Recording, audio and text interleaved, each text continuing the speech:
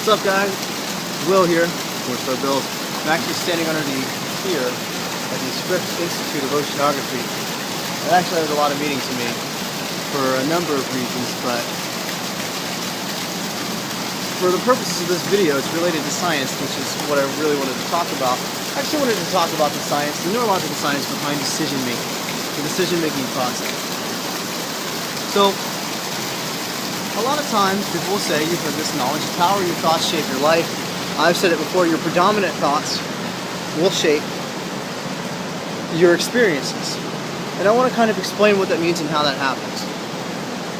So, the way your thoughts shape your experiences, and this is honestly to the best of my knowledge. I don't know if this is 100% true. If anybody out there is a neuroscientist, I guess, please let me know if this is correct or if I'm wrong. But to the best of my knowledge, the way it works is when you think a thought, when you make a movement, you do anything with your body, your brain releases chemicals.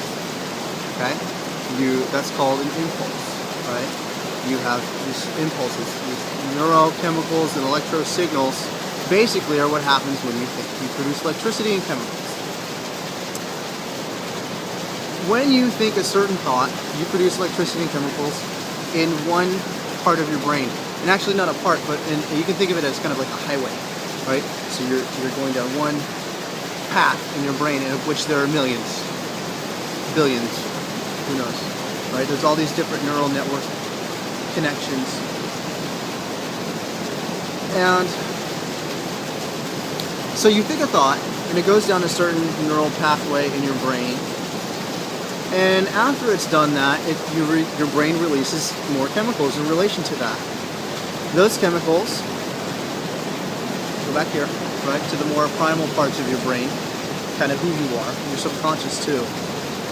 And to your body, to whatever part of your body, your brain, your thoughts told to move. I know I'm moving around a lot in this one. It's no real comfortable place to be.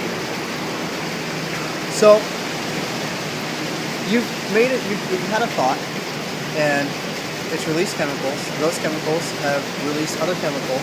So you've started this chain reaction in your brain, right? That is going to, one, it's going to cause you to think a certain way, and two, it's going to cause you to behave a certain way. When you release these chemicals, you're starting to reinforce your behaviors. So if it's a negative thought, chemicals associated with that are going to come out. You're going to start to feel negatively. You're going to start to hold your body negatively. Your life is going to start to take on a negative tone. You're going to start to see things negatively. Basically, your world is going to be colored negatively and in a bad way. If it's a positive thought, you're going to, let's say you think a positive thought, happy thought, think about a loved one, somebody you really care about, and you think about succeeding and accomplishing, right?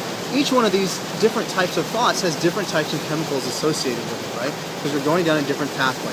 If you think about being a millionaire, if you think about you actually being a millionaire, and you actually having the perfect spouse, and if you actually start to imagine it and believe it, certain chemical reactions are happening in your brain. These chemical reactions are going back into your hindbrain, in your body, and reinforcing those thoughts. That's what I mean by brainwashing yourself. That's kind of how it works. You start seeing and taking in information, and you react to it in a certain way. Those reactions produce chemicals. Those chemicals start to reinforce those thoughts. You start to think more. You create feedback loops, positive or negative, and then your actions start to mimic those thoughts. Basically, if I start thinking that I am a millionaire and I start behaving like a millionaire, my actions are going to take on those of a millionaire. It'll take a while. It's not overnight, sadly. But that's kind of how it works, and that's the real power behind thinking positively. That's the real power behind, it's the real science behind positive thinking. That's why, you really do have the power to shape your own thoughts. Your thoughts shape your reality, because it's actually happening on a chemical level. It's actually happening and then it actually happens on a physical level.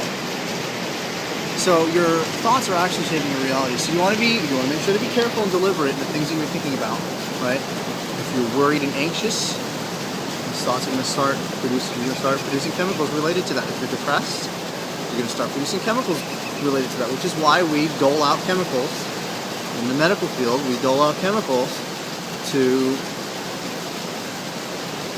balance you out. Things like Wellbutrin and Zoloft and all that other, Prozac and all that other stuff. Those things make you happy, but they're not. It's not your body producing those chemicals. They're being added into you artificially, which is why you see that strange behaviors related to those as well.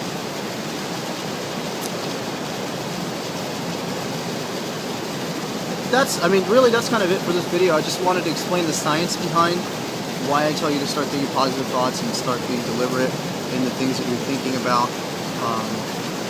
The science behind how you start to change your thoughts and change your actions, right? I always like to provide evidence for the things that I say as to why they really work. And so here's a little bit of evidence. Like I said, if I'm wrong, please let me know. If I'm right, please let me know. And as always, please remember to rate, comment, like, subscribe. Check out beyondthedefined.com if you haven't already. If you are already on that site, good job. And that's it. Have a good one, you guys. I'll speak to you soon.